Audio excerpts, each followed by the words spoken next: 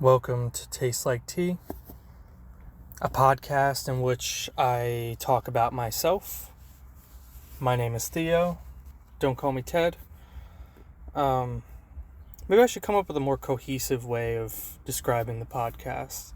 The thing is, it's not always movies, right? It's only been movies now because that's what I've been doing.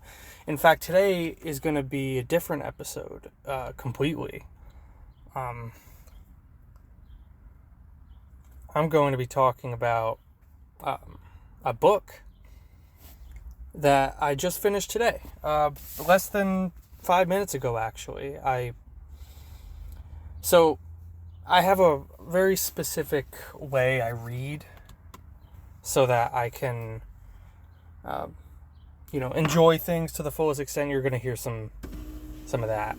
I'm moving my seat.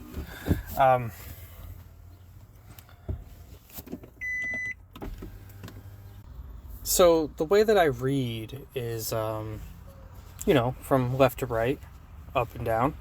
But I carry around 2 books at a time. This is a new thing I've been doing. It hasn't been the most successful swap over because I'm mostly into movies at the moment, and now I have a podcast, so technically reading has kind of changed in how when I read.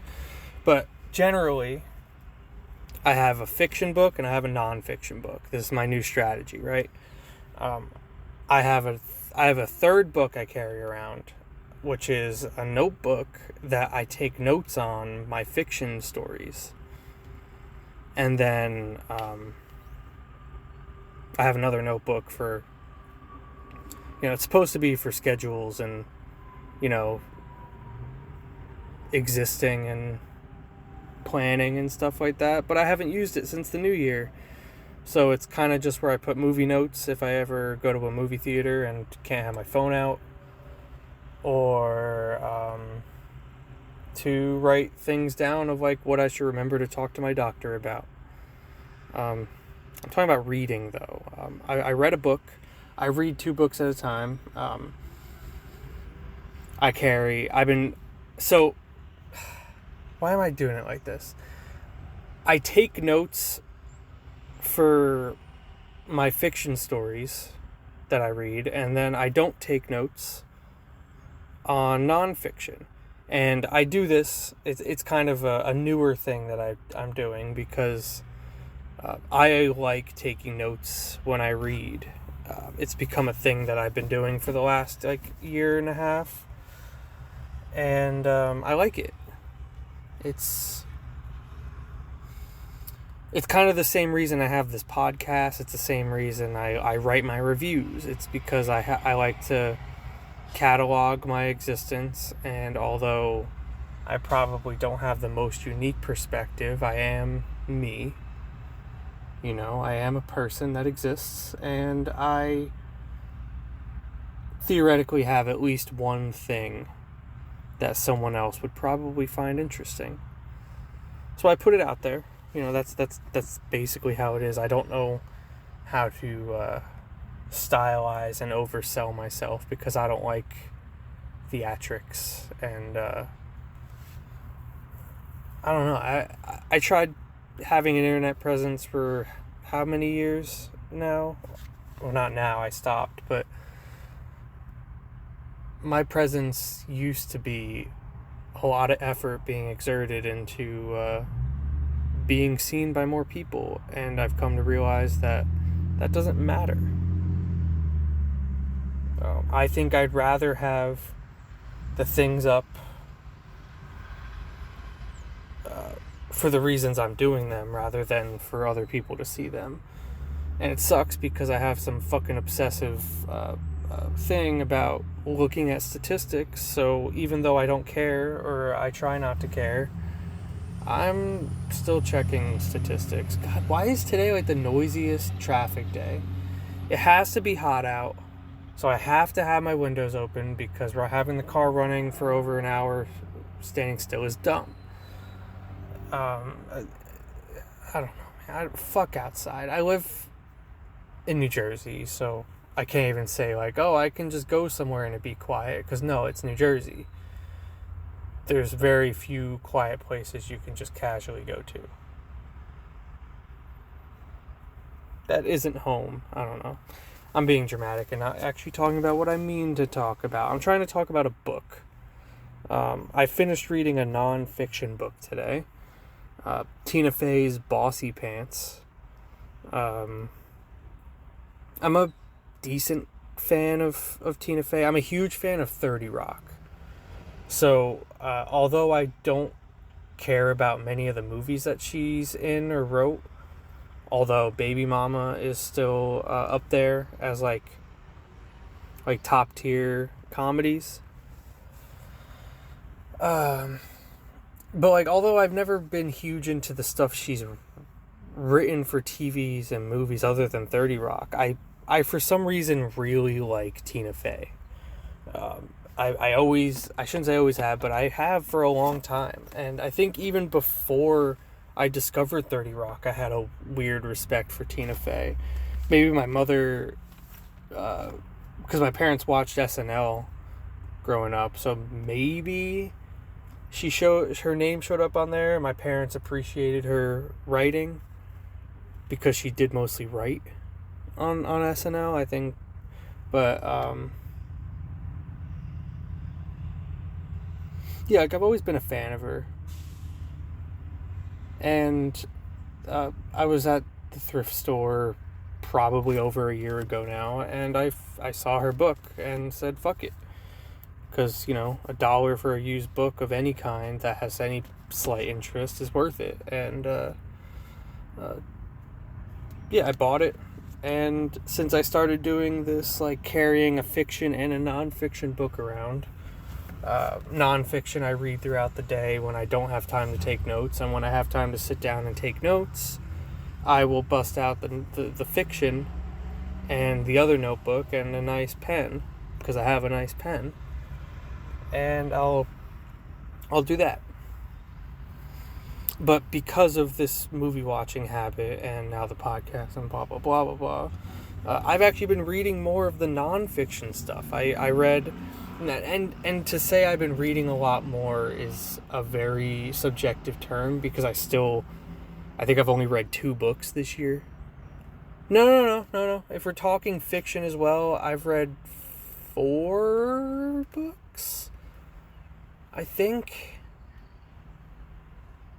Yeah, I read Lavinia. I read Camp Concentration. I read Tina Fey's Bossypants, and I read Cameron Kunzelman's The World is Born from Zero.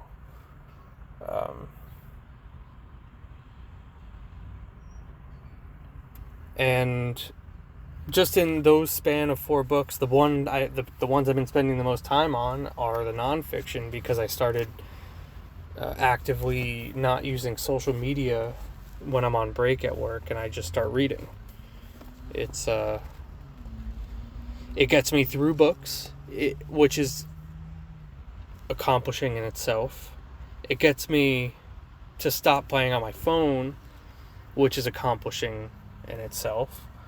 And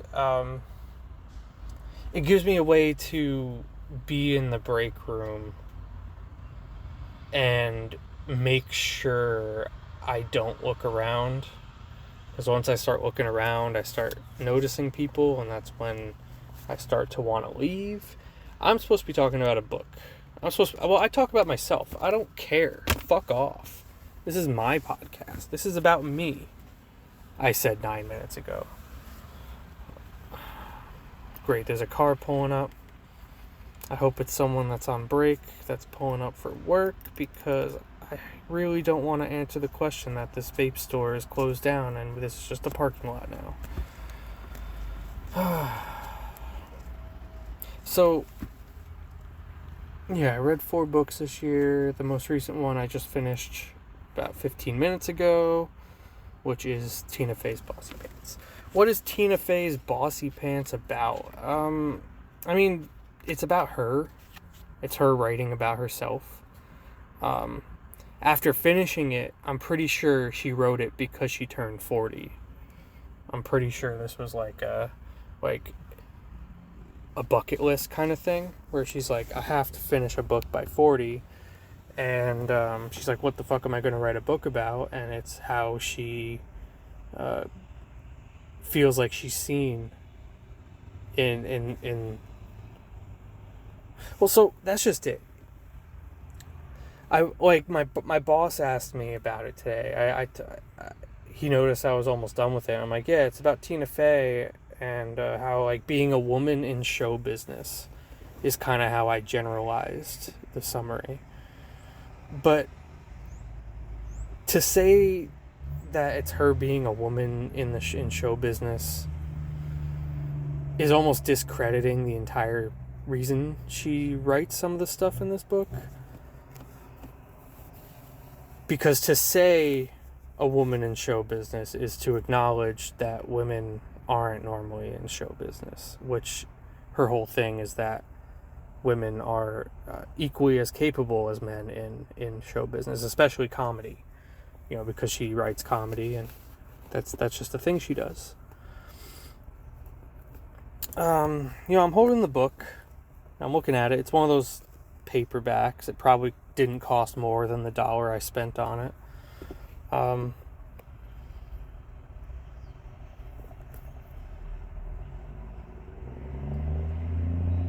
don't know. I don't know why I brought up that I'm holding it. I do like the motto that it says on the back. I don't think it actually says it in the book. It's just like, it's almost like a tagline for the book. And I think this actually sums it up better than me saying woman in the show business, because it's called Bossypants, right? The line on the back of the book is surrounded by a shitload of reviews, which is really annoying. Like, that's one thing I do agree with about book talk people, is that they need to start putting summaries on the back of books again. It just says, you're nobody until somebody calls you bossy. And I think specifically for like women, I think that sentence, because that sentence always kind of existed, but I've always heard it as, instead of bossy, it's bitchy. That's the term I always heard, is like, you're never considered like you're never respected as a boss unless someone calls you bitchy or something like that. And it's something I hear a lot. I can't really pinpoint where I would have heard it first. It might have even been my mother, to be honest, but I don't know. But I think that sentence really summarizes it pretty well. I figured I'd go through, look at the chapters because this book actually has a gloss or a table of contents.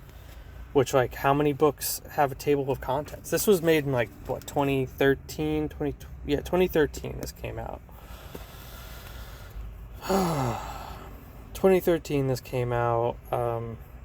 Tina Fey talks about being in the midst of shooting season 3, or just wrapping season 3 of 30 Rock.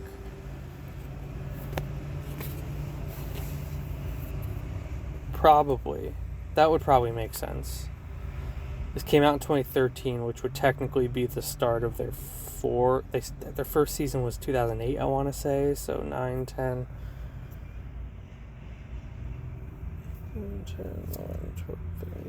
they're, and it probably took time between writing and publishing. So yeah, I would say that the end of season 3 is probably when this was written.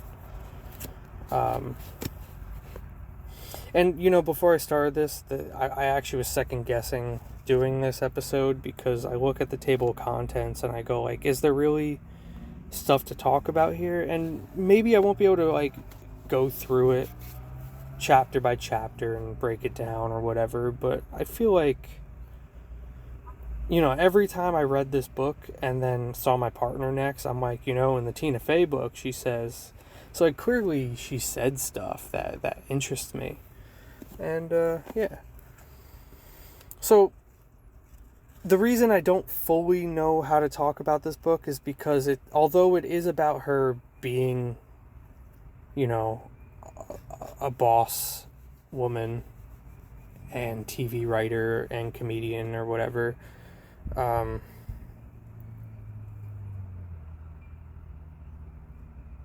she tells most of her life story. And I think it's mostly to get like her perspective on life, because the last chapter is basically talking about what she wants after the book. God, I've never spoken about a book to the void before. I thought about books. I've written into the notebook about books, but those are also not about real people. So I feel like this is just a whole new thing for me. So I apologize. You're also going to hear me shuffling through pages because I don't necessarily know.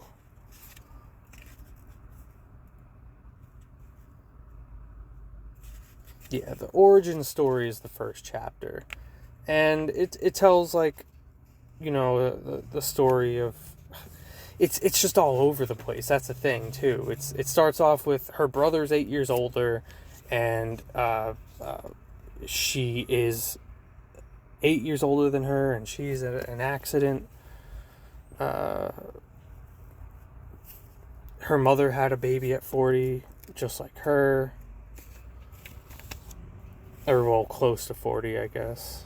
God. Maybe I should skip past the origin story, because I feel like I shouldn't have to tell Tina Fey's life story. I do find it very interesting that she basically... and I really want to know more about this, but she doesn't talk about it, because it's not what the book is about. But she calls herself a virgin, basically up until the chapter where she talks about being pregnant. And I don't know if that's a joke. I don't know if she was genuinely a virgin. I don't know.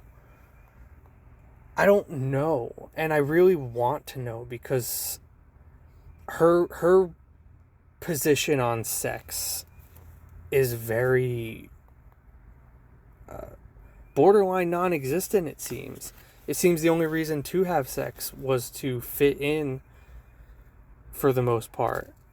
And then she wanted to have a kid. Like, those are kind of the only two times she ever talks about sex. She never talks about, like... I mean, yeah, I guess I could get to it. Because the chapter after the origin story is called Growing Up and Liking It. I don't necessarily want to jump right to that, because I just remembered that in the origin story chapter, there's sub-chapters with, like, little subtitles that are really decent questions. Oh, no, it's part of Growing Up and Liking It. I'm sorry. Yeah, so Growing Up and Liking It is her literally kind of describing how I always describe my childhood. Of, like, and kind of how Ted Mosby describes it, but in a less grouchy way. Of, like, the fun of childhood is fun, but the limitations of childhood are frustrating.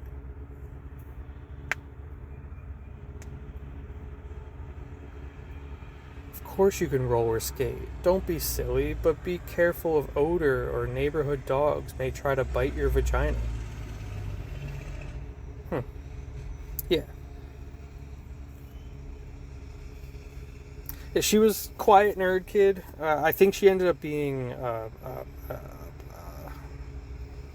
drama kid, which isn't, you know,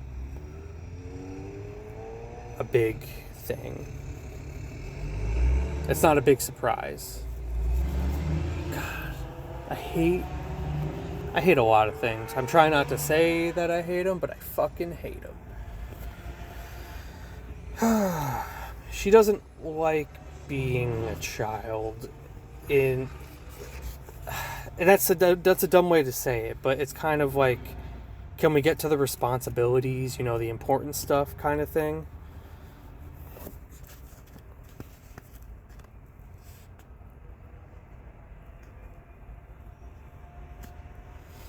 Okay.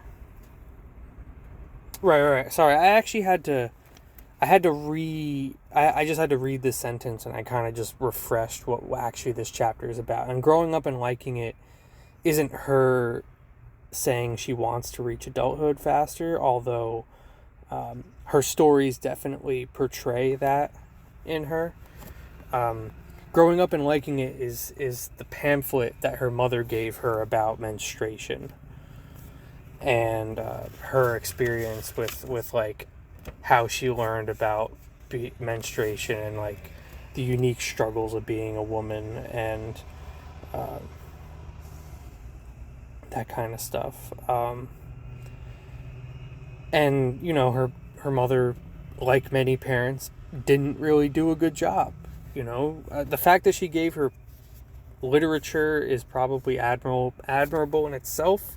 I'm pretty sure the only thing I got about the talk was my dad going, "Hey, I got this porno," and then I didn't watch it with him. And then he just told me not to like do gangbangs because it's disrespectful.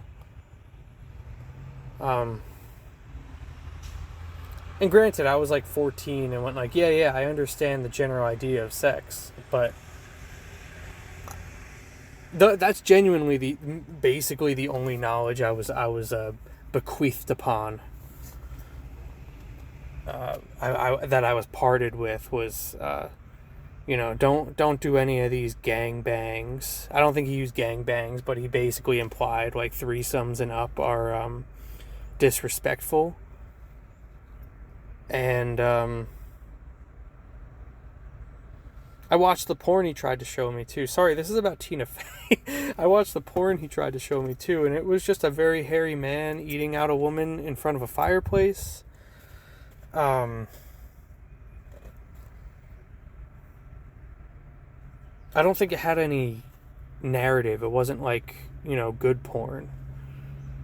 It was just a white man and a white woman doing porn, doing sex to each other in the very generic guitar solo on a bearskin rug in front of a fireplace kind of setting.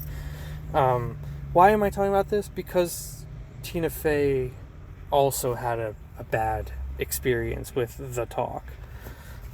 She talks about how she struggles with the idea of how she's going to talk to her daughter about it. She points out but she has like an excerpt from a 1980s edition of what to tell your daughter about menstruation, and it's really just like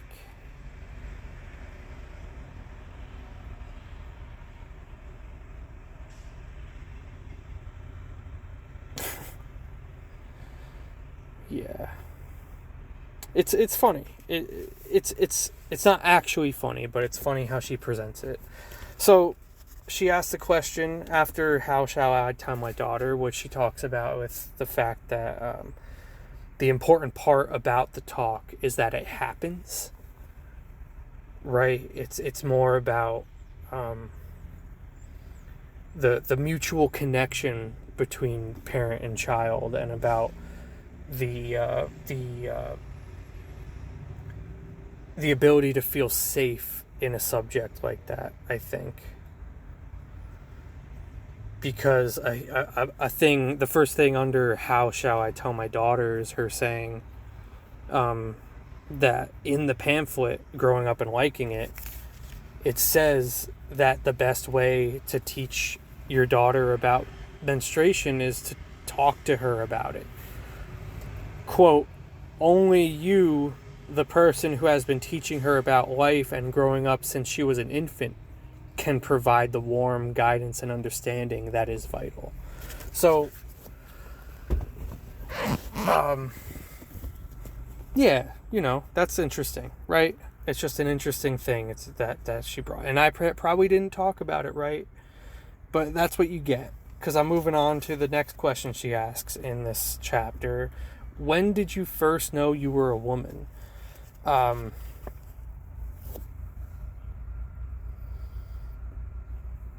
She starts off talking about Mean Girls. Love it.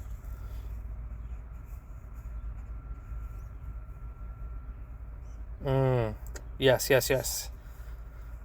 This is where Tina Fey, growing up, talks about that she noticed, because apparently it's a common thing to be asked, when did you first feel like a grown woman and not a girl? And she talks about all the times, all the different stories that girls around her told. I think at some point she talks about it herself too, but she basically says that every woman's realization that she is a grown woman and not a girl all ties back to negative experiences of people pointing out their bodies in ways that they had never experienced before, and being seen as a sex object. Things like guys yelling "lick me" or "nice ass" at her, and stuff like that. And that's really interesting, because obviously I don't have that fucking perspective. I don't have the idea of when would a woman ever feel like a woman officially.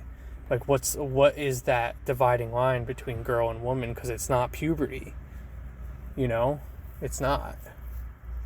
Just because you get a period does not make you woman, the same way that, circumcising your Jewish son at 13 doesn't make him. Is that how Judaism works? I know there's the bat mitzvah thing, but I'm like loosely aware that they don't circumcise until like a certain age. I don't know. But yeah, it's just really interesting to think about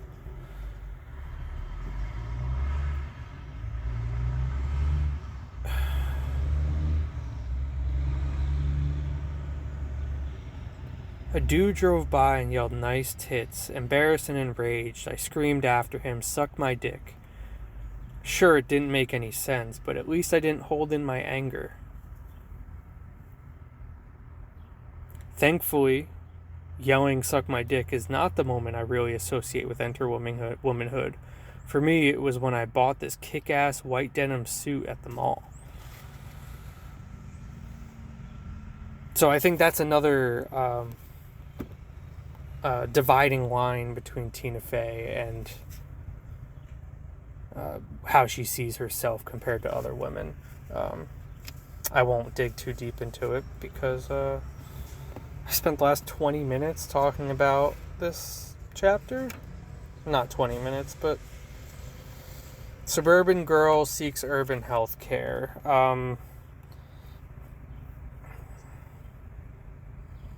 She was 23 at her first gynecologist. She was still a virgin.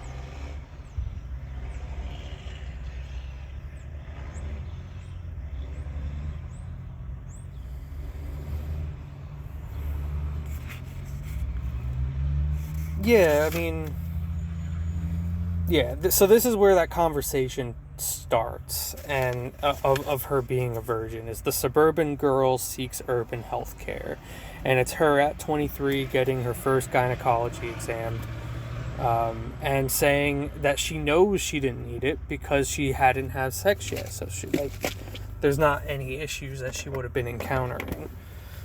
But she decided that it is her womanly duty to get the experience.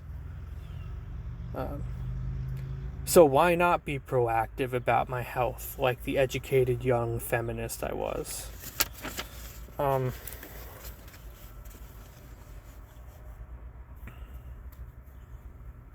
fun. The first sentence of this next chapter, "All girls must be everything," is her talking about her vacation in Wildwood. Which is where, literally the first sentence is, "With my teenage cousins, in the space of those 36 hours, they taught me everything I know about womanhood." It's just these small instances of insight. And this is where Tina Fey realized that bodies, people had expectations of women's bodies.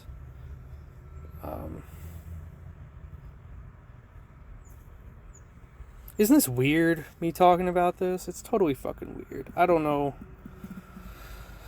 what any of us are getting out of this, but this is what I'm doing. So, you've probably already... Ooh!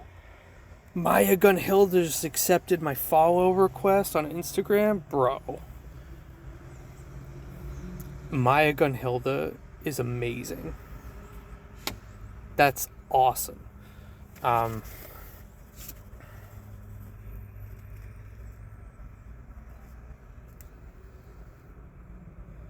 Yeah, they talk about like sunscreen tattoos and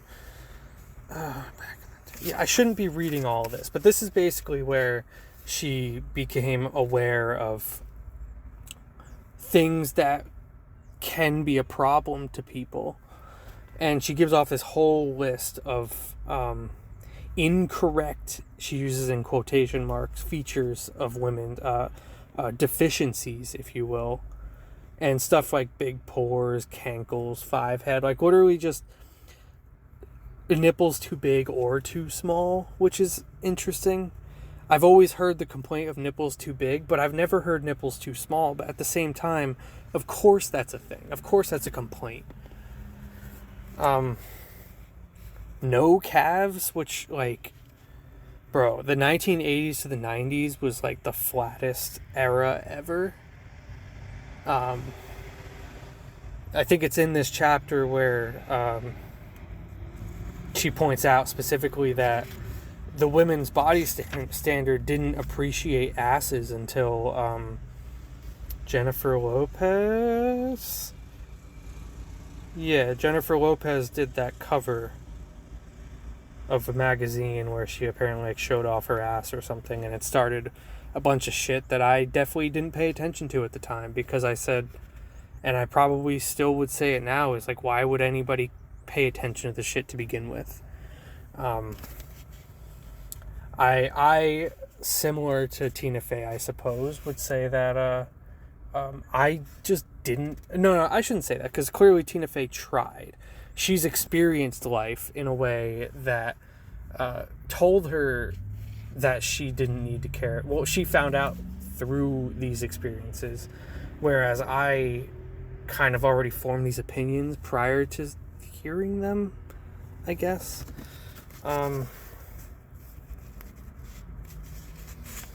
Yeah. Women's bodies.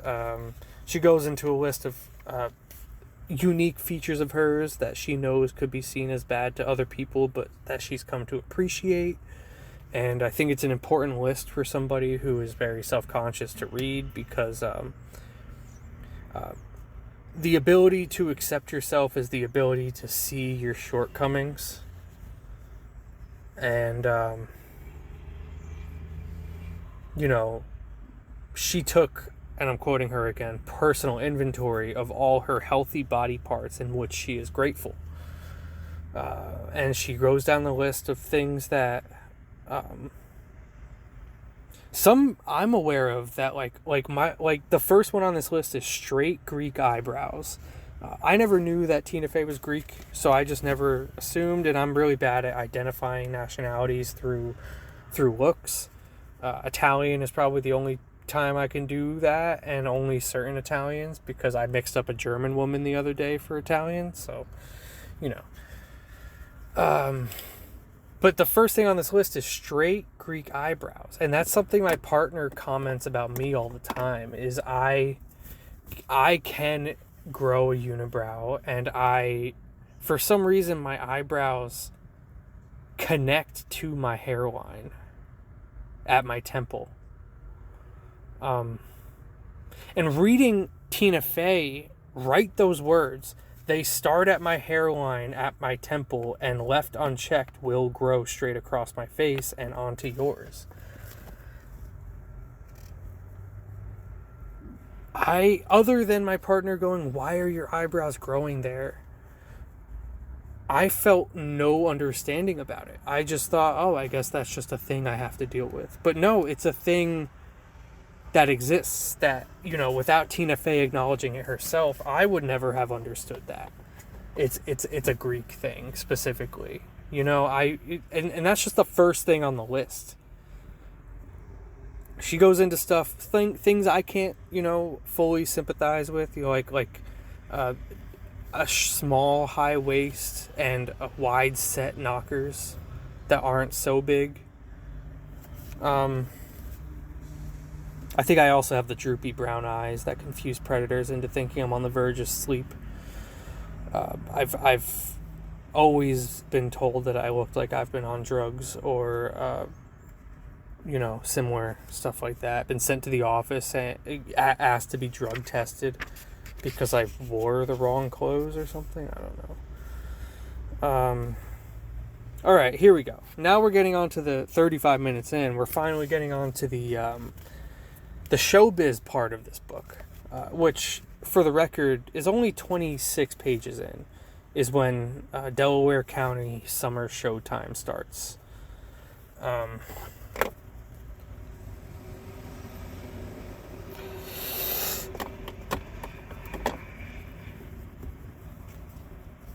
So, Delaware County summer showtime is basically where Tina Fey first started becoming a human being. Where she stopped being an entity that existed at home and school and started to be a person that existed. And it's her like start of being in like, it's like a community program to do like cheap homemade theater in a safe, environment. Some white people shit. But it was Catholic family. It might be religious based, which might make sense because I think Tina said she played Joseph at some point. Nicolas Cage. Yeah, she uses but then like Dorothy's in The Wizard of Oz, my world went from black and white to color. Because like Dorothy in The Wizard of Oz, I was embraced by the gays. So she found a community where she felt comfortable being in. And that's, pretty damn important.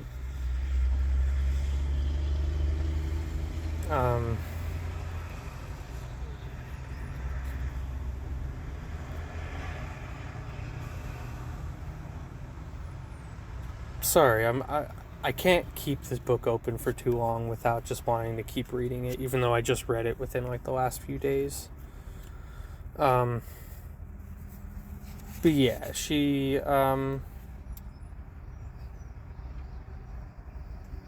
why is Judy Garland cut out and Lorna Luft is thrown in? Who the fuck is Lorna Luft? I'm gonna have to look that up real quick. One moment. Lorna Luft. Gotcha.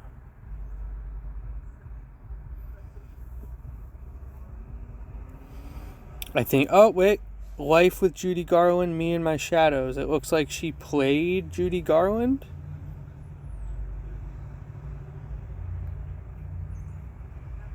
That's no, that's funny. What? That's some good shit. That's a good ass fucking joke. No, Judy Garland is played by Judy Davis. No, I can't get into this. I'm not doing it. But alright, so it's a person. She exists. But she did small plays, and it got her into the gay community, which she loved. She appreciated the non-judgment from the people who were judgmental of themselves, for the most part. She mentions talking about. There's a point, I think it's later on, where she says like. She appreciated her gays. I don't think she actually used the word "my gays," but that's kind of how I'm using it. It's like her gay friends were more useful to her. Again, I'm paraphrasing, not using actual language. More useful to her than when they were out of the closet, because of something about the ability to feel confided in and to be trusted with the power of knowledge of whatever. She's what? She was 40 in 2013, 2011, so she's in her 50s now. I'm not going to fully excuse her for any ignorance of generalizing gays in any way, but, she did have first-hand experience with people of a very specific type, so she, and was friends with them for the most part. I don't think she ever talks any negative things about gay people. She just does little jib jabs like she does everybody. I think the only people she outright insults are, like, white Republican men, which is expected. Over the course of several years, girls learn to stop falling in love with gay boys.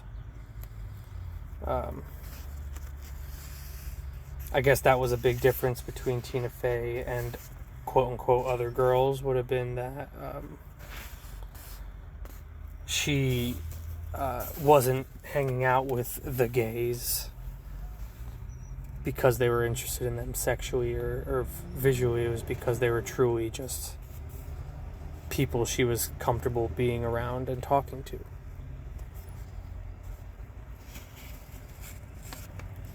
The greatest New Year's Eve party. Oh man, I think I might have dug myself too deep in. I don't know if I have. Yeah, so Summer Showtime was a theater group she joined, and it got her to start socializing with people. She met gay boys that accepted her, and she became friends with. She experienced her first breakup with a douchey guy who, like most small towns, she had to deal with seeing still on a regular basis. And then it moves on to talking about her father, Don Fay.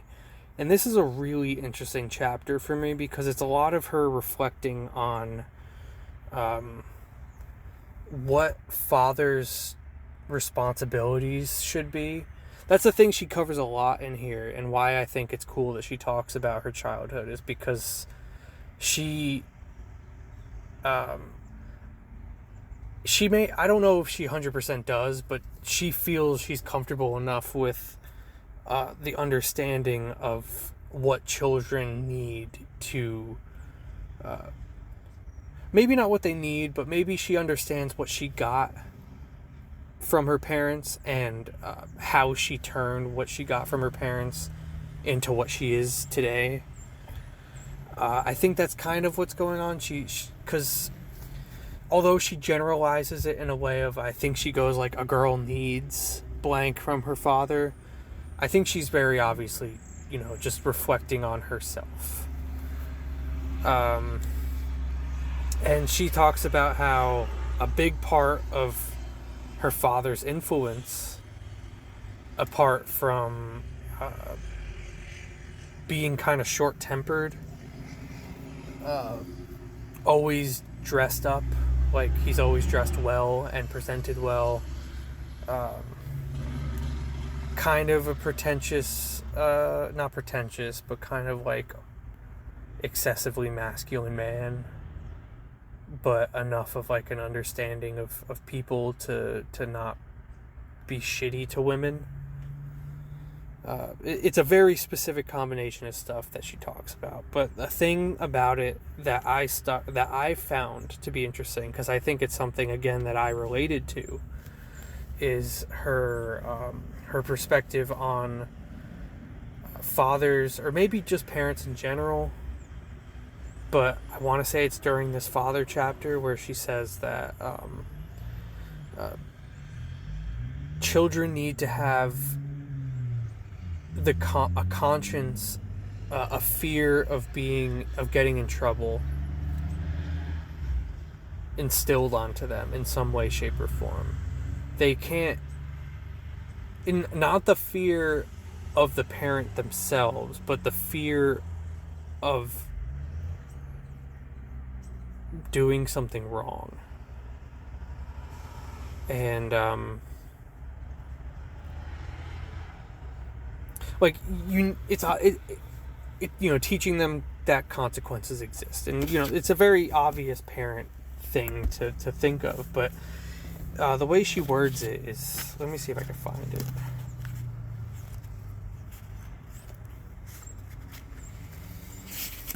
But it's basically stuff like, great, now I'm reading the book again, sorry. He was the scary dad to the neighborhood, right? Like, he was the dad that the kids all knew was not fun to be around. Now that I'm thinking about it, I can't necessarily... I know she talks about loving situations of, like, times where he was with her and stuff, but the only thing I really retained was the strictness of her father and kind of his presence, which to the neighborhood was threatening. Again, similar to my life. You could literally ask anybody that has met my father, and they would all say, like, dude, he fucking sucks. You do not want to be around him if you're trying to have fun. So I resonated with that a lot. He had a very matter-of-fact, just kind of bluntness to him. And the bluntness helped him get shit done. It gave people a bit of fear of him because they didn't want to be bluntly spoken to. And he was, I'm not going to say the right amount of confrontational, but he was confrontational to a point that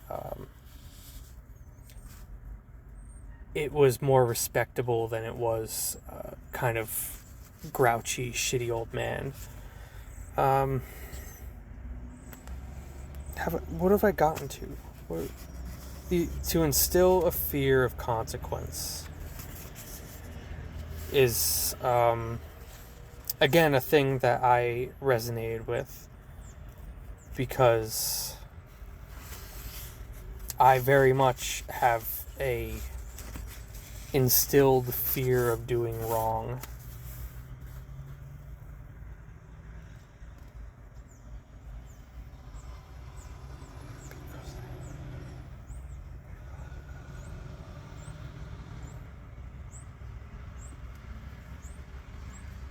Huh. Yeah, I get the experience that similarly to her, because it looks like there's pictures of him on vacation with her, which I'm not going to get into that. Objects are being rumbled around. God, yeah, the stress of the parent getting mad. I heard someone talking about Hereditary the other day, and I think that's a good scene to describe this feeling that I'm kind of thinking of. It's that scene where whatever Naked Brother band that was, whatever Naked Brother band character is in that film, he goes home with the dead body in the back of his car, and he lays there in bed and waits, horrified, knowing that nothing's going to change, but really hoping that something would. And then eventually the repercussions kind of coming, and that stomach ache you feel in that situation is exactly the kind of thing that Tina Fey thinks should be instilled onto children in general. To what extent, I don't really know. There's definitely extremes, obviously. But yeah, that's a thing. Next chapter. This is so weird. I feel so weird talking about a book. So just forgive me for constantly saying that. It seems like every time I get to a new chapter, I'm confused by it. But next chapter, Climbing Old Rag Mountain. It took me a while to figure out what the fuck that meant.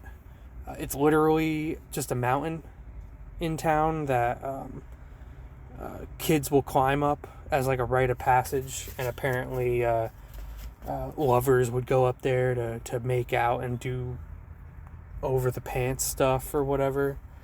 But Tina Fey, as a virgin in college, as she says, I was Frida Kahlo in leggings. Right, yeah, okay.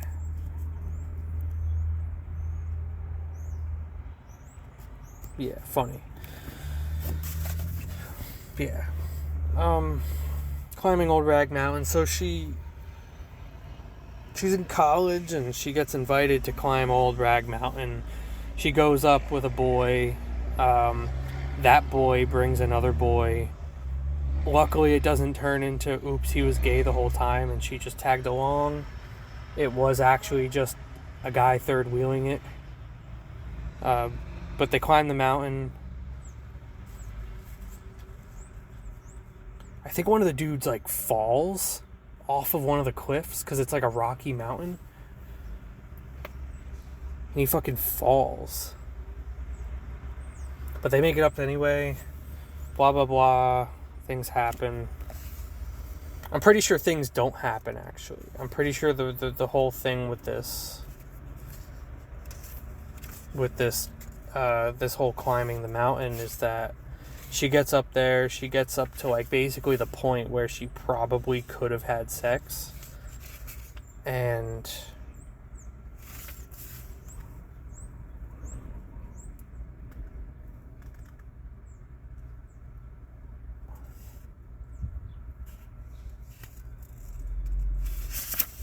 yeah, forest road, climbs a mountain.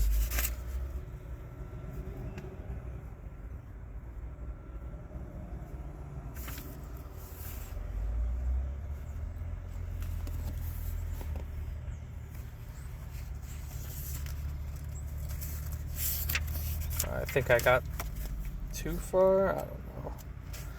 I don't remember what I was talking about. She's climbing Old Rag Mountain. She thinks she's going to get laid. She doesn't. It's a moment of reflection for her. I wish I remember this chapter a little bit more, but clearly I don't.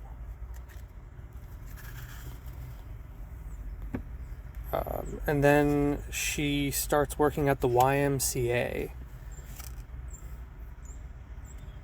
Man, I am really regretting starting this episode. I'm not going to stop it. I'm already 53 minutes in. I'm not wasting my time. I'm just going to do it badly. I'm sorry about that. This is my first time ever talking about a book alone in my car. Especially a non-fiction book about a person that I'm a fan of. She works at the YMCA. She gets treated kind of shittily there, I'm pretty sure.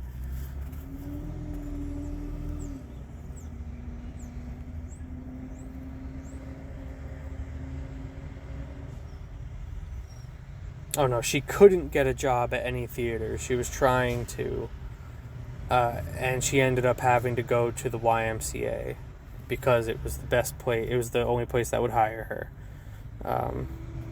She was out of college at this point, and I think on one of these pages, this is the chapter where she says she's college educated and officially unemployable. Because, she just got out of college. She's trying to do something with, I think she got performing arts.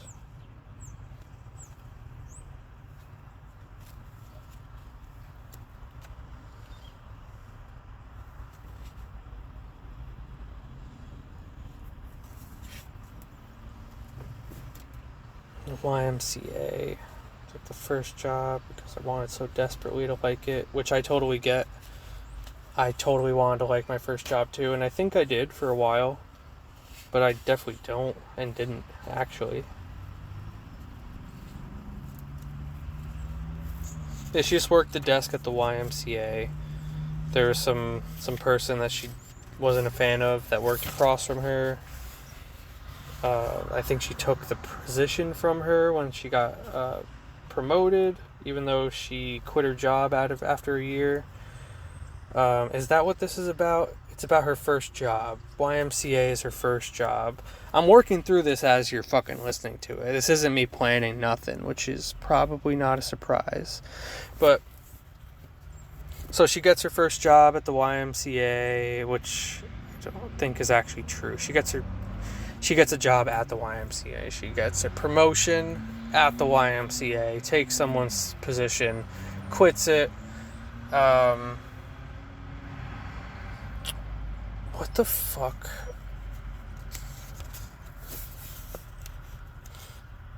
What the fuck was this chapter about?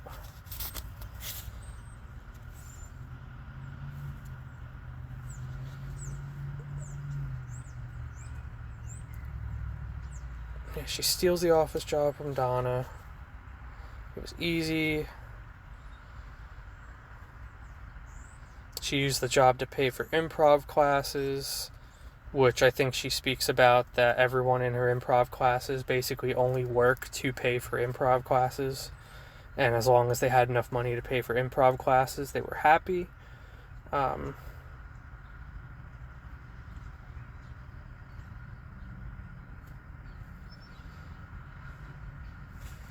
Yeah, no, she actually doesn't even say in this chapter that she got like another job. She just says that she left it and that she probably screwed Donna out of a lifelong career, but it got her to go where she wanted to go. And I can't figure out how to put it into words, but that's kind of what I'm trying to say this is about, is her like saying you can be nice to people, but is this the chapter where she says it? I don't think it is. But a big thing about this is that she's like, don't deal with anything that doesn't involve making your future better. So, like, you have to assess every situation of, like, is this person the person I want to, be a dick to, because is it going to fuck up my future? Like, that's kind of how she puts a lot of her stuff in perspective, is kind of just holding on to her professionalism and proving that she can be just as good as the people that get paid more than her.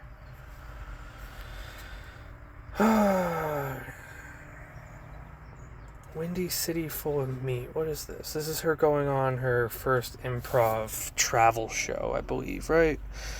Or this is where she meets Amy Poehler, and she goes to like an official improv school where a bunch of famous comedians came out of.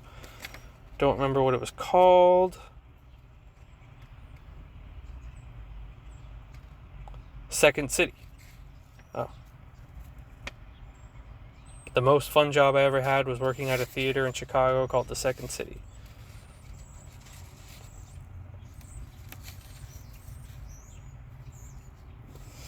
God, I'm also sitting directly in the sun and fucking sweating, which isn't helping much either.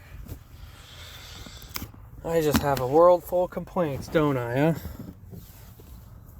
Can't find no reason to not complain.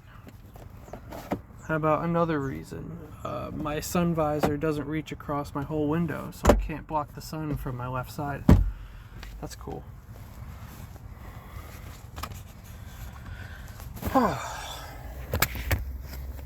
Yeah, man, it's fucking hot. I hate more stuff that I don't want to talk about.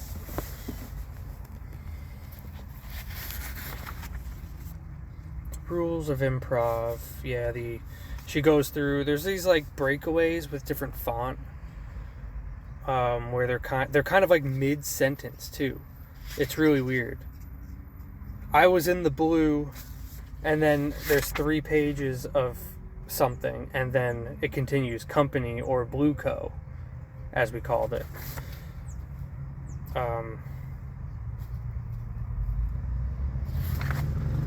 But yeah, she gives you basically like the handbook on improv, which is pretty cool. if you don't want to go to improv school and you are interested in improv, she gives you the basic rules right here, and she gives you some examples.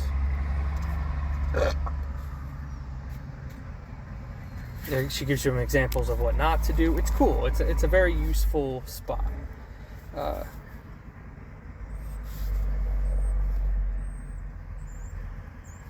I don't know how... God. Maybe I should have taken notes, huh? Maybe I should have.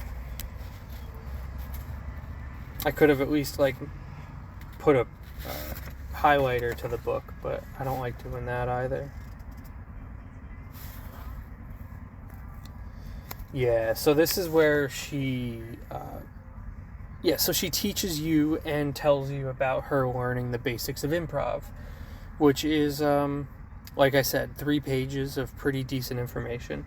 And then she goes on to talk about her experience there, which was her, like, pitching improv stuff, breaking down, like, the dynamic of how many boys and, like, men and women in each group there are, what those women do, and, like basically getting at that she was told by her boss, teacher guy, whoever runs the troupe, that you need men in a scene for it to be funny. 2 women can't be funny without a man involved. Is kind of where a big, like, part of this chapter is, because obviously that's dumb, dated, and untrue. But it's kind of just her joining the comedy world and running into the sexism that she is actively out to go against.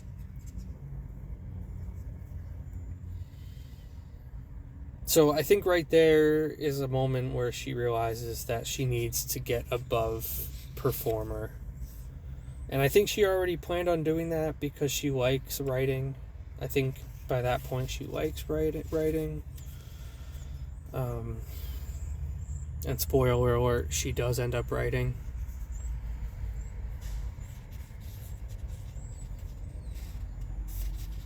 There won't be enough for the girls. This made no sense to me because I speak English and I have never had a head injury. We weren't doing Death of a Salesman. We were making up the show ourselves. How could there not be enough parts when there was yes and? If everyone has something to contribute, there would be enough. The insulting implication, of course, was that the women wouldn't have any ideas. And that's, again, a lot of what this book is about, is her setting out to prove that women can be funny, successful, and not bitchy or crazy in places of power. That they can just be competent. She goes on to talk about her honeymoon and how it was the worst experience ever. How her husband is afraid of flying on planes and how she's afraid of boats. She apparently got put on a cruise, she went on a cruise that ended up traumatizing her. And she ends the chapter. This is a pretty fun chapter just to, like, learn about Tina Fey, because she talks about her husband and kind of, like, her personal ideologies with just, like, the way she lives her life, what she listens to, how she treats travel, and it's definitely a humanizing chapter that I wish I could go a little bit deeper on, but it's just a story about her honeymoon and how it's supposed to have been the happiest time of her life, but it was one of her most miserable, and how she thinks it's because of the expectations of it being the most important fun time of your life that it became the shittiest time of her life. Her husband didn't like flying, and she didn't like being on a boat. I want to say those are 2 different trips. No, okay. the flying thing was proven earlier in their marriage or earlier in their relationship or something like that, is that he's afraid of flying, and it was confirmed through some trip where he had to get on a plane and it didn't work. So they're like, fine, for our honeymoon we'll go on a cruise. It's a less threatening form of travel for him. And on that cruise, the cruise gets fucked up somehow, and they end up... God, I wish I could remember what happened to the cruise ship. I have the book in front of me.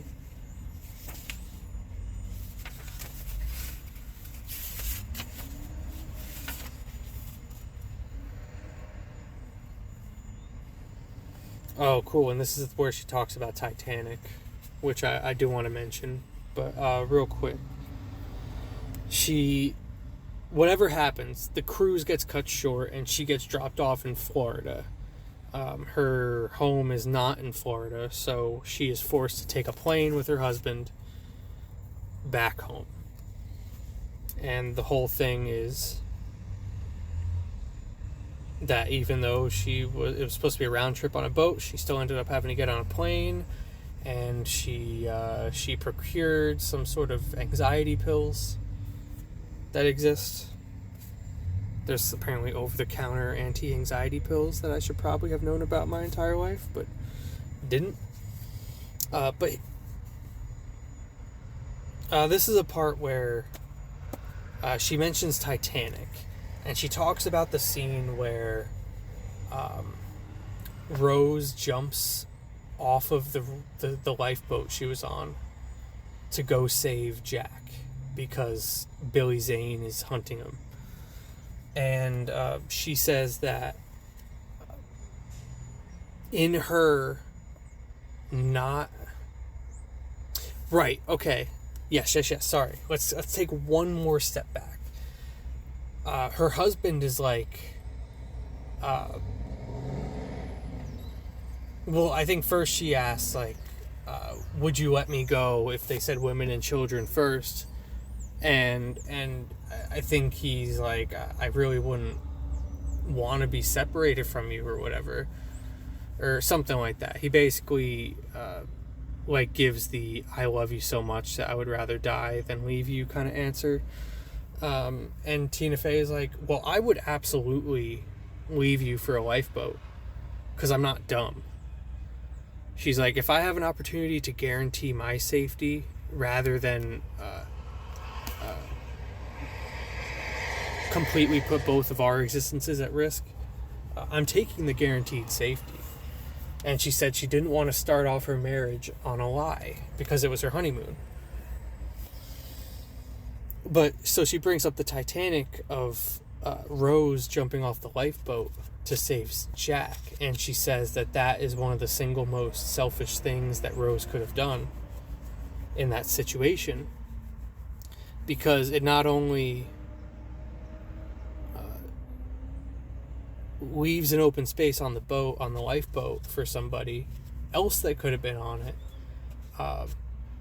Now Jack doesn't have room in the water to fit onto that wooden plank at the end. Because although my partner rebuttals this logic with, well, Billy Zane would have killed Jack and he would have drowned anyway in the bottom of the ship, handcuffed to the pipe, if Rose didn't come and save him. I'm not second guessing that logic because that kind of is true. I can't remember if... Because realistically, Jack wouldn't have been shot. He wouldn't have been killed in that chase. But between Rose jumping off of the lifeboat and Jack getting caught and thrown into the basement,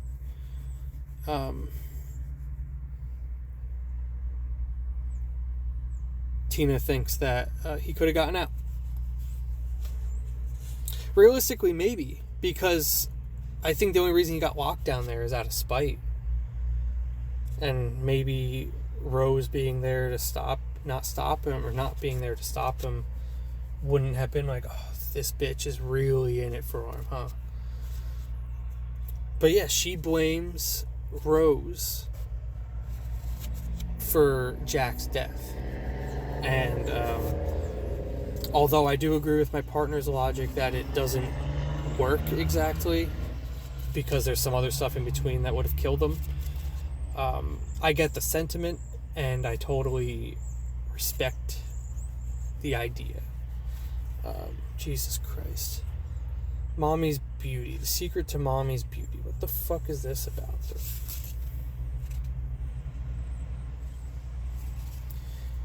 I know why you bought this book, or should I say, I know why you borrowed this book from that woman at your office. Not true. I bought it secondhand, and then I bought the audiobook, so you still got some credit. You want to know my secret beauty regimen? I learned early on that a woman must muster and protect the secrets of her beauty, but I will share with you my 12 tenets of looking amazing forever. And then she goes to explain her very unglamorous way of existing. She talks about how she picked at her face as a kid, which caused acne scars. I forgot to mention, she got slashed in the face as a child, so she has a massive scar on her face. And she goes into detail about how this is like the first chapter of the book. She uses people's reaction to her scar as reflection of the person asking about her scar, because she's just learned to read the kinds of people that ask specific questions about her scar, or if they ever ask at all. Sorry about that. That's a thing. But that kind of goes with her beauty regimen about skincare and stuff, because she has a fucking massive scar on her face, and it's cool as fuck. But although she doesn't love that people talk about it, she's come up with an understanding of why people would talk about it in certain ways.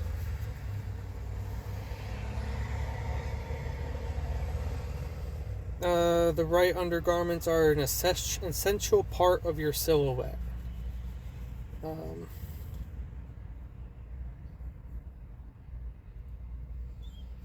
Seems like her mother was, if anything, not good about talking about periods, but at least good about getting her a bra.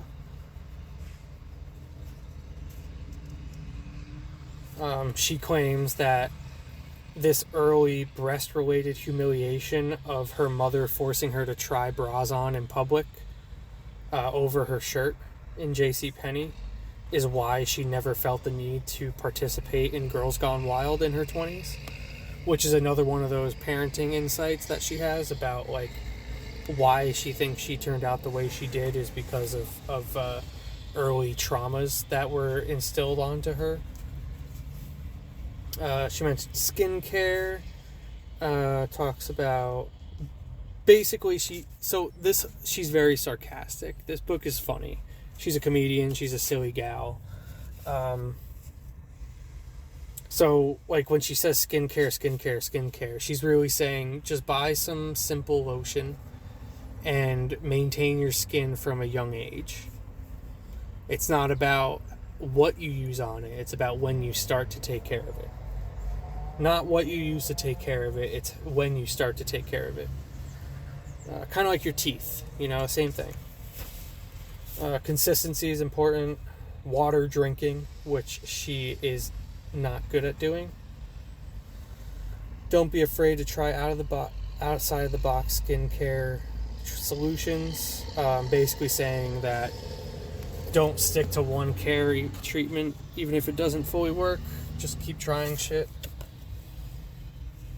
The eyes are the windows to where the soul is supposed to be. I taught Monica Lewinsky everything she knows about eye cream. Yeah, funny stuff.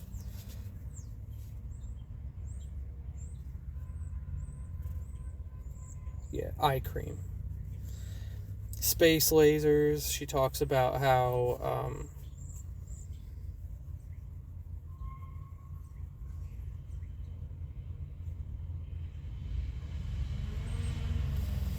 Yeah, she talks about how she gets her facial hair lasered off. I think, or I think she.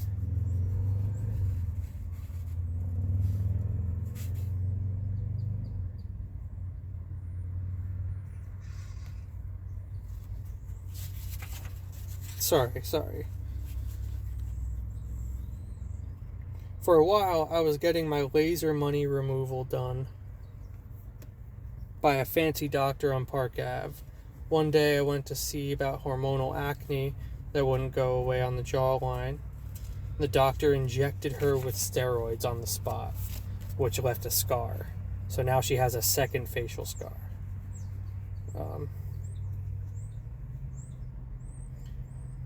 A woman's hair is her crowning glory. The guys who quoted from the guys who wrote the Bible. Basically talking about how beauty standards say that you should care about your hair more than you really should.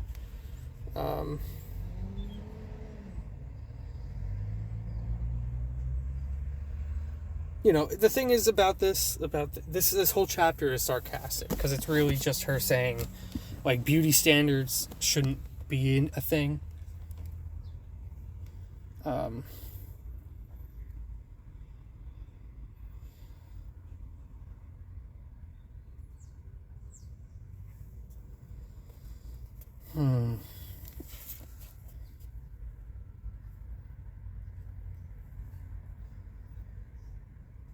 But Tina, most of us don't have constant access to a hairstylist. What do we do? First of all, don't speak to me in that tone. Second of all, you must learn to tame your own mane. I guess that's her hairstyle thing, is that her hairstyle recommendation is to figure it out yourself. Which is what all of this is. That's the whole thing. That's the whole chapter, is figure it out yourself. Everything she does and figured it out is only because she figured it out herself. That's the thing. So I don't really have much to talk about with this chapter except the fact that I fucking lingered on it for very, very, very, very, very, very long. Yeah, find what works for you and stick with it. A manicure is a must. That's interesting. She really appreciates clean nails. But she does talk about the awkward experience of going to get your nails done from the people who generally she struggles to understand with accents to the loud people who go there. Aging naturally without looking like a time-lapse photography of a rotting sparrow. She also talks multiple times in this book about how she just does not like plastic surgery. She jokes about the discovery of Botox. She talks about how she's never gotten any, like, of her bones chopped off. And chapter 12, the most important rule of beauty. If you retain nothing else, always remember the most important rule of beauty. Who cares? There it is. That's the chapter. I should have just read that sentence and moved on. The remembrances of being very, very skinny. I think it's a short chapter. Yeah. So it's just a small list of things she describes, she remembers from being skinny. And it's stuff I can relate to as well, because I was unhealthily skinny for a while too. When I worked third shift, stocking or in a fucking refrigerator for Stop and Shop or ShopRite or whatever the fuck, I was very thin, and I did kind of enjoy people telling me I was unhealthily skinny, because I've never been told that before. I've never experienced being too skinny. And I appreciated that I was able to feel, livable, although in hindsight probably not very livable. Like eating minimally and, working way too hard and all that shit. but being cold, the stuff she talks about, and like being focused on food that she didn't like because it was like an obsessive thing about staying skinny. And then she ends it with, we should leave people alone about their weight. Being skinny for a while, provided you actually eat food and don't take pills or smoke to get there, is a perfectly fine pastime. Everyone should try it once, like a super short haircut or dating a white guy. Then it's immediately another page, same length, talking about remembrances of being a little fatter than she likes to be. And she talks about her boobs being bigger, and kind of it's a list of pluses. Like realistically they're not, but like, or actually no, the second one is kind of pretty. It's kind of a.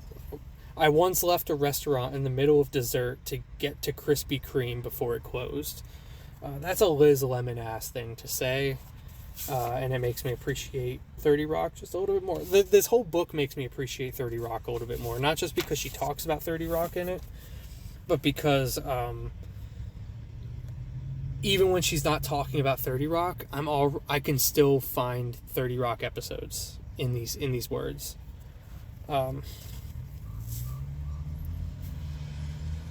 And then she ends it with saying, you should try being chubby for a while. It's fun. It's a good stage of your life, and it makes you happy.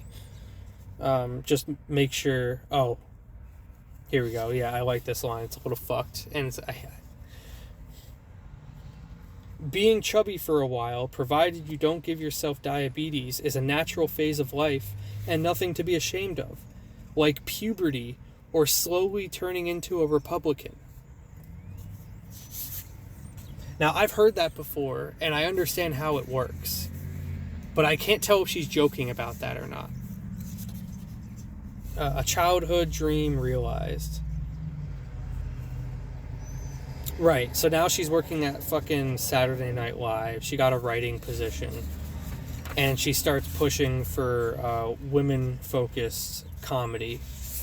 Because for some reason they just haven't been doing that yet. And I think Amy Poehler gets hired around the same time.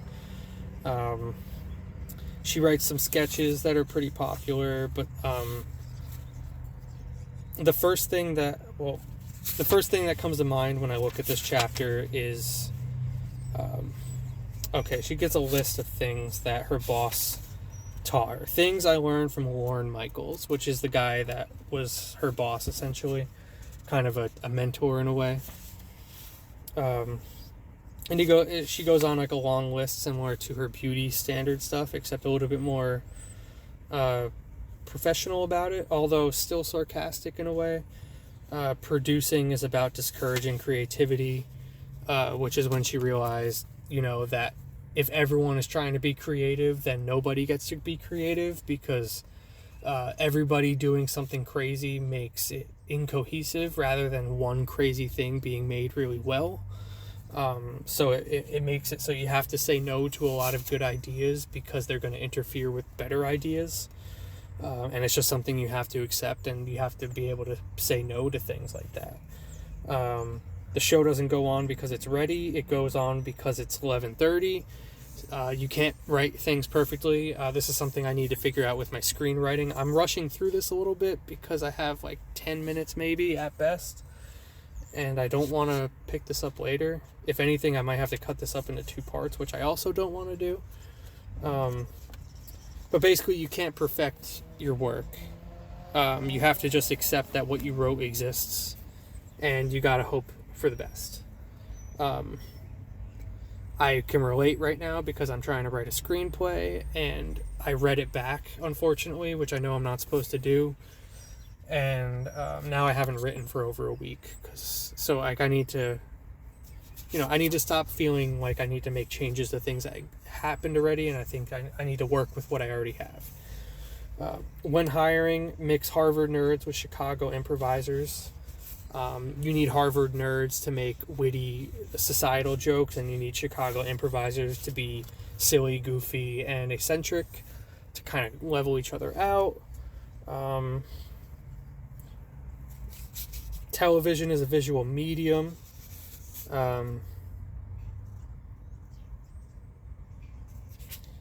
go to bed, you look tired. I guess if you look like a cadaver on camera, yeah, you need to look good if you're going to perform. So, like, you can't overwork yourself. Don't make any big decisions right after the season ends.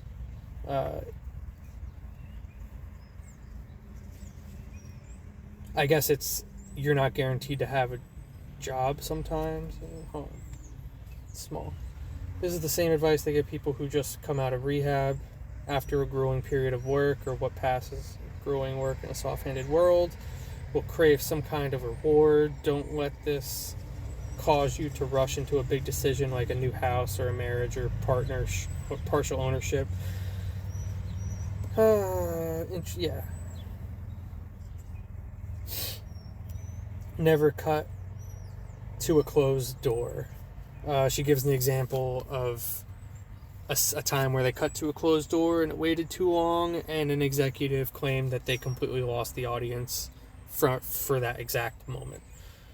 Don't hire anyone you wouldn't want to run into the hallway at 3 a.m. She says you can meet the funniest, smartest person ever, but if you can't handle them on a daily basis, they're not worth having around, because they'll kill your creativity. Never tell a crazy person he's crazy. That's kind of self-explanatory. The way this anecdote is worded is you have to find a way to talk to people that isn't accusatory. It's kind of just problem resolution skills. Rather than saying, hey, you were the only one that walked out yesterday and we need you to come back because it's kind of shitty that you're not here. You can invite them back for lunch without saying, like, hey, you're kind of shitty for leaving. And it makes that Tina Fey's like, it made me feel shitty being invited to something I knew I would have been included in, but I left anyway. That's the chapter. Sorry, I'm just gonna speed up a little bit. I like this next chapter though, so I'm not gonna get into the details of it because it's just her talking about working on SNL. And again, this is an episode of 30 Rock. All right, I'm sorry to get a little dramatic about it, but the chapter is called "Peeing in Jars with Boys." I thought it was a play on Drew Barrymore's "Riding in Cars with Boys," until I realized that didn't make sense. But seconds before, she talked about how she basically walked out on her coworkers when she heard there was an anthrax scare in her building, and she basically left them for dead. But peeing in jars with boys is her realizing that boys pee in things when they're too...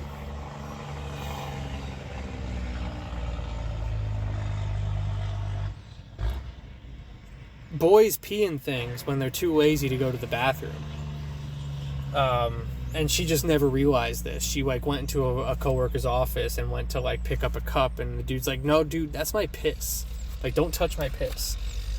And she realized that she just went her entire life without ever considering that boys have the ability to pee into something without having to get up.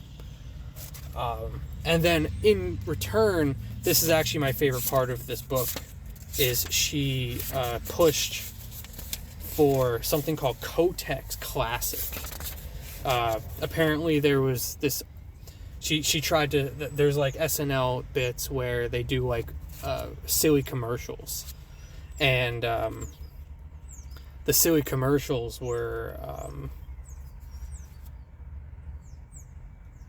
the one she was trying to do was for an old style maxi pad. It's called Kotex. Sorry, when I said maxi pad to my partner, they got really confused. But apparently older menstrual pads used belts that strapped to outside of your pants so that they were secure. And she pitched it to her male bosses, and they just didn't get it. They didn't get the joke. They thought it was going to have to be a gross, vagina blood joke or something like that. And that was her realizing that guys can't conceptualize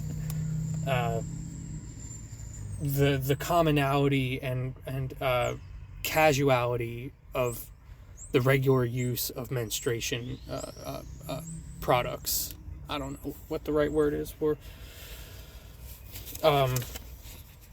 Yeah, I really like that part, and it's basically, it's her kind of showing the dichotomy that there is a difference between the man and woman experience, and it can be small things too. It's not just the pay difference and being accused of not being funny and shit like that.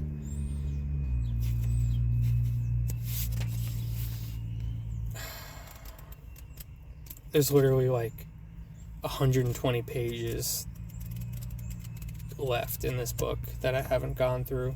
So I'm going to summarize it because I don't have time. And in fact, I'm going to do it after I pause. I'm going to pause this and come back. So, no, I'm not going to do that actually. I'm just going to do it right here.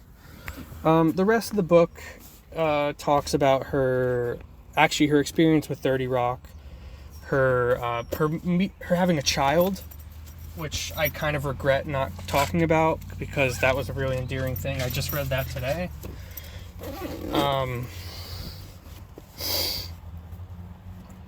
The chapter right after what I just spoke about is her talking about Amy Poehler telling a dude in the writing room that she doesn't care if she isn't funny to him. And she was like, at that moment I realized that like comedy is comedy if you think it's funny. There's more to it and stuff, but it was a moment where Amy Poehler became kind of like a very significant part of Tina Fey's life. Then she talks about I don't care if you like it is the name of that chapter. Then she talks about how she was on magazine covers and how beauty standards were threatening to her.